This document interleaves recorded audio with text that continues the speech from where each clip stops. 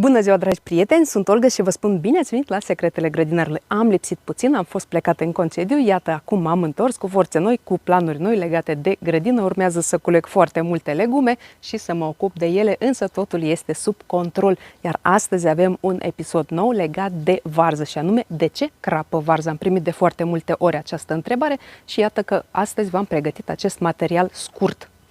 Între timp, abonați-vă la canalul meu, apăsați pe clopoțel și alegeți toate notificările ca să fiți notificați de fiecare dată când apare un episod nou. Și apăsați pe like dacă acest video vă este util și interesant. Iar noi începem. Prima cauză care poate duce la crăpare verze este regimul de udare foarte instabil. Adică atunci când varza nu este udată în mod regulat și când varza nu este udată corect. Toată lumea știe că varza este o cultură pretențioasă față de apă. Și de aici mulți grădinari trag concluzia că varza trebuie udată cu cantități mari de apă și atât. Însă aici treaba stă puțin altfel, pentru că de multe ori ei uită să ude varza, solul se usucă, atunci varza se oprește din creștere pentru că ea intră în mod econom, ca să nu-i crească suprafață de evaporare a apei, ea nu mai crește și se află în acest mod econom până când vine apa. Și atunci grădinarii se gândesc că dacă au uitat să ude varza sau pur și simplu n-au udat-o și iată că acum s-a uscat pământul că trebuie să o udă cu cantități foarte mari de apă. Și în cazul acesta, varza începe să crească foarte repede, da? Volumul căpățânii se mărește foarte repede și ea pur și simplu nu rezistă la această presiune și crapă. Iată, așa se întâmplă cu varză, exact ca și în cazul cu roșiile. Dacă țineți minte, am vorbit că una dintre cauzele crăpării roșiilor este exact legată de această udare incorrectă. Atunci când roșiile suferă de secetă, nu mai cresc o perioadă, fac economie de apă și pe urmă noi venim și le udăm cu cantități foarte mari de apă. Și mai ales dacă coaja roșiilor este subțire, atunci ele vor crăpa mai repede și mai mult. Și iată, același lucru se întâmplă și cu varză. Ce avem de făcut ca să nu se întâmple acest lucru? În primul rând, trebuie să avem un regim de udare foarte bine stabilit. Varza, în mod normal, dacă temperatura este între 20 și 25 de grade, putem să o udăm o dată pe săptămână, folosind 10-15 litri per metru pătrat de apă.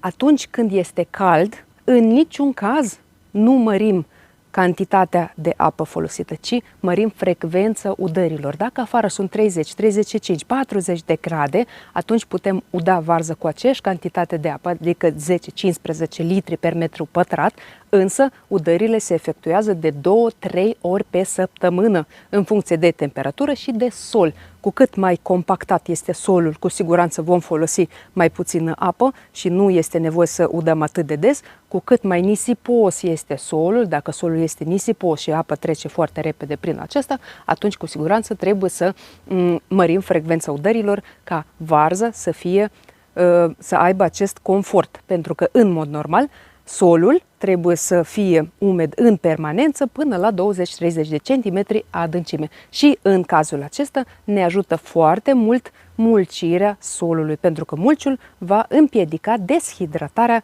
solului și va menține acea umiditate în zona rădăcinilor verzei. Iată, aceasta a fost prima cauză și cum să o rezolvăm și cum să rezolvăm această problemă. A doua cauză poate fi legată de ploi abundente.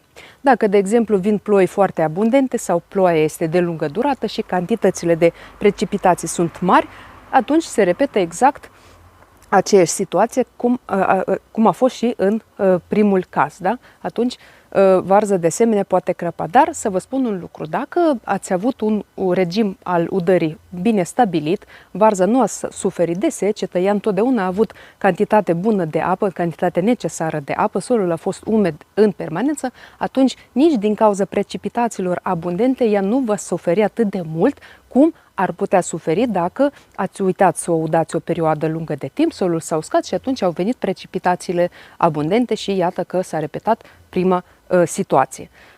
De aceea, iată ce putem să facem. Întotdeauna trebuie să păstrăm acest regim al udărilor, trebuie să urmărim solul ca acesta să nu se usuce, dar dacă se întâmplă ca ploile nu se mai opresc, de exemplu plouă o săptămână și ploile sunt de lungă durată, atunci da, cu siguranță putem să mai protejăm varza puțin. Dacă suprafața nu este prea mare, unde cultivăm varza noastră, putem să o acoperim, de exemplu, cu o folie de nylon. Și în cazul acesta, cantitatea apei care va intra în sol nu va ajunge acolo la varză toată cantitatea apei, ea va ajunge doar parțial.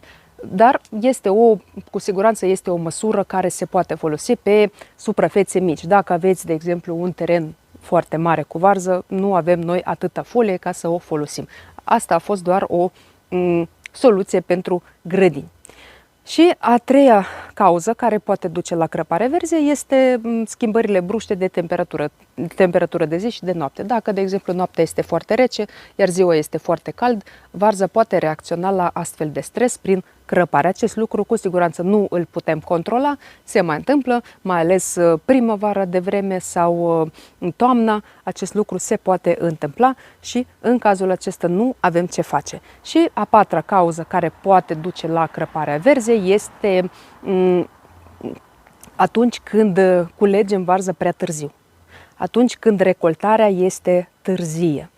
Cum ne dăm seama că trebuie să culegem varză? În primul rând, trebuie să urmărim informațiile de pe ambalajul cu semințele pe care le-am cumpărat. Sau dacă cumpărăm răsaduri, trebuie să întrebăm de la producătorii de răsaduri despre ce soi este vorba, în primul rând, și care este perioada de vegetație. Dacă, de exemplu, aveți soiuri timpurii, atunci varza de regulă se culege în iunie-iulie. Eu anul acesta am avut doar varză timpurie pe care deja am cules-o de o lună și ceva, mai mult de o lună și ceva, și de aceea în acest moment nu mai am varză în grădină. Dacă aveți soiuri târzii de varză, atunci aceasta se culege în octombrie, în noiembrie sau chiar în decembrie și în unele cazuri varza poate ierna foarte bine în grădină atunci când gerul nu este prea puternic, adică temperaturile nu scad foarte mult. Am văzut la foarte mulți oameni, varza rămâne în grădină și se taie la nevoie și rămâne să ierneze foarte bine în grădină.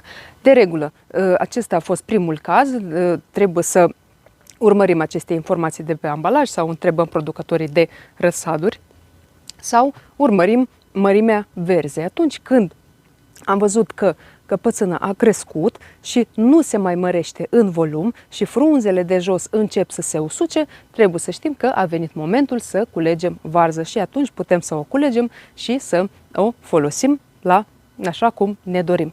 Iată, dragi prieteni, acestea au fost cele mai des întâlnite cauze care pot provoca crăparea verzei. Eu vă mulțumesc că și astăzi ați fost alături de mine. Nu uitați să vă abonați la canalul meu, apăsați pe clopoțel și alegeți toate notificările ca să fiți notificați de fiecare dată când apare un episod nou. Și apăsați pe like dacă acest video vă este util și interesant. Eu vă doresc, ca de obicei, sănătate, spor în toate și recolte cât mai bogate. Ne vedem data viitoare. La revedere!